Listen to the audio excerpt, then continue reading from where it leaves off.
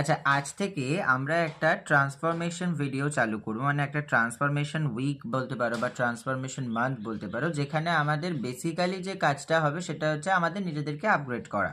কীরকম করে আপগ্রেড করা, আমরা সারাদিনে 3টে কাজ খুব ভালোভাবে করব এবং আমি চাই আমার পরিবারের যতজন রয়েছে তারা সবাই এটা করুক এবং 1 মাস পরে, মানে আজকে তো জানুয়ারি মাসের 7 তারিখ, 7 তারিখ না 8 তারিখ বোধ হয়, তো 1 মাস পরে তারা কীরকম রেজাল্ট পায় আমাকে বলবে।